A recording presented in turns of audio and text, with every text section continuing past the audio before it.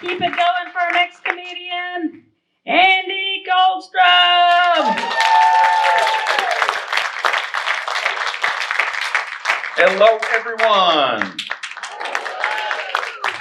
My name is Andy Goldstrom. That's gold, not silver. And so, Bruce Willis and Larry David had a baby. Here I am.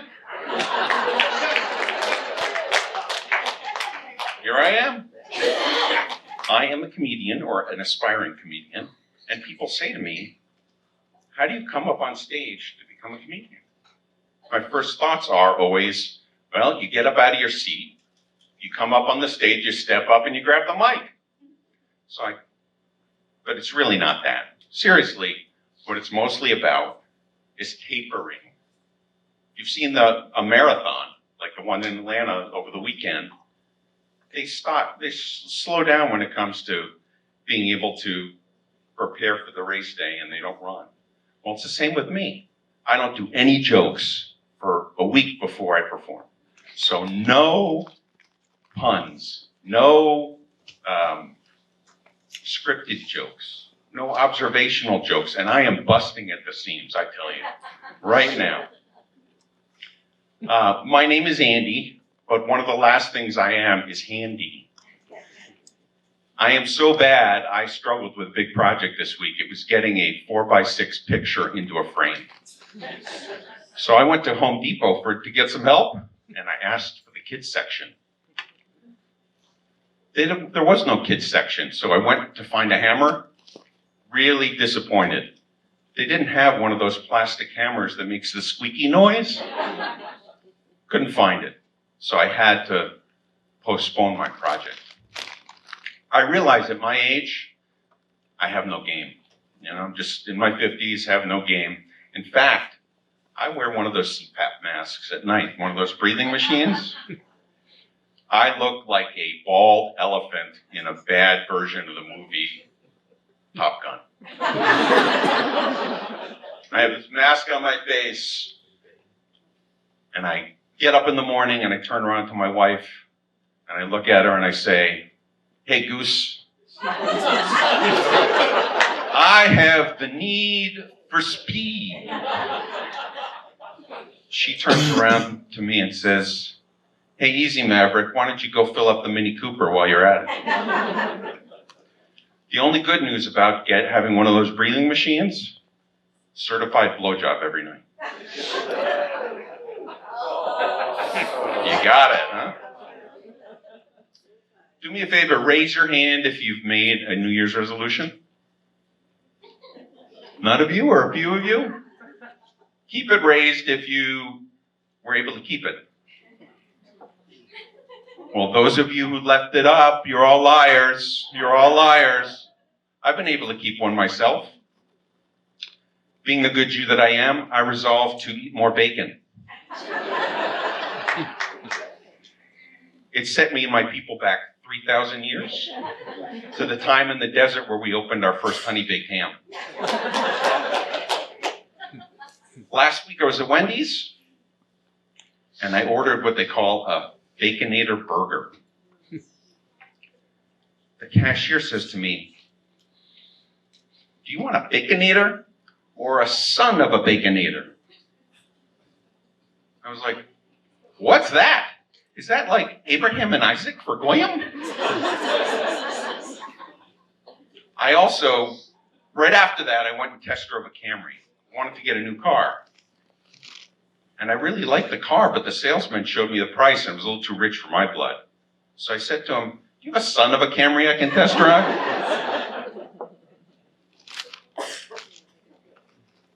I have been trying to eat a little bit more healthy, actually, believe it or not.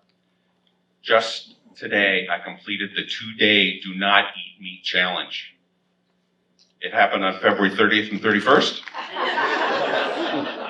But that's besides the point.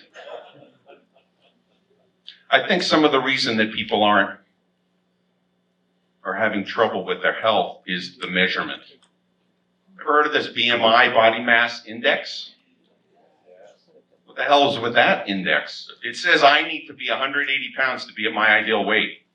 I don't know about you folks. I've been 180 pounds since I was 11 years old.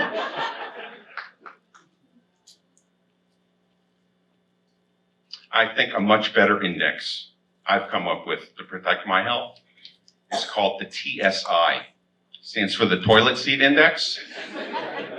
It measures the number of times in a week that I leave the toilet seat up and put my life in jeopardy. It needs to be less than 3 a week or my wife will kill me. I get really, really annoyed with all these people who think they can say offensive things and then just cover it up. The words, no offense, and with all due respect, do not help. There was a guy this week who had a deep voice. He comes up to me and he says, no offense, but I don't like your shirt. I paused for a minute. I was offended. So I said to him, no offense, but you're a moron. 20 minutes later, when I regained my consciousness, this older lady was hovering over me. And she says to me, with all due respect, how do you expect to be healthy if you eat at Wendy's? I said to her, with all due respect, have you tried their bacon? I also am really upset how much spam email I get. It's so hard to get through them or even look at your junk mail. When I was in my 30s, I got all this spam email about young women. Then in my 40s, it was about Viagra.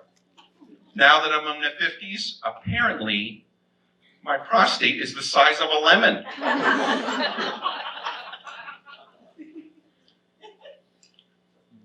I tend to ignore them and think they aren't very fruitful comments. Not sent with a lot of zest. I've been happily married for 26 years.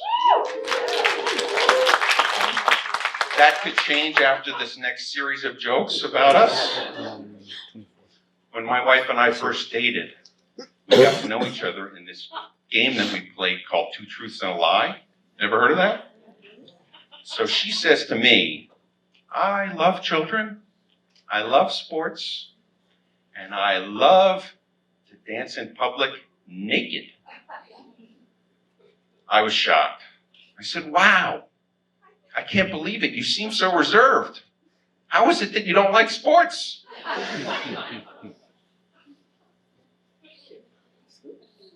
She likes sports. She really does. My wife has a superpower. She has an unbelievable sense of smell. So I don't know if you've been watching the news recently, but she actually is sent out into the woods by the Atlanta Police Department to track down killers. She's unbelievable. Next week, I'm sending her out because my buddies and I are going deer hunting. And God forbid I let one fly. If I fart, she can smell it a mile away. It's not good. I do seek my wife's affection and approval. But this morning, she rolls over when we got up, she looks at me, doesn't say a thing, rolls over, looks at our dog, and she says, oh, goodness, you're so handsome. Good morning, big boy. I'm like, what about me? I'm so jealous. So I decided I needed to take things into my own hands to get attention. So I went into the kitchen, threw up on the floor, and then peed on the side of the refrigerator.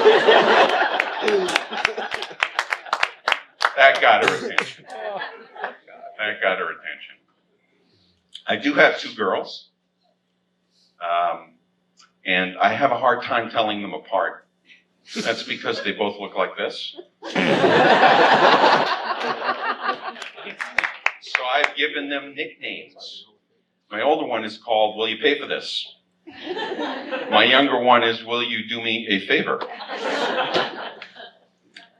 And my wife doesn't really like that I say that. So I have to set her straight and I say, listen, toilet seat.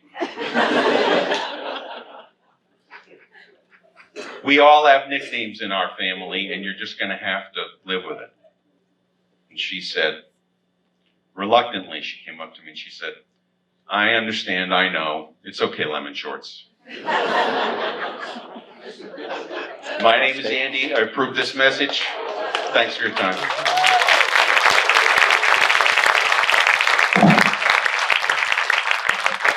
Andy Goldstrom.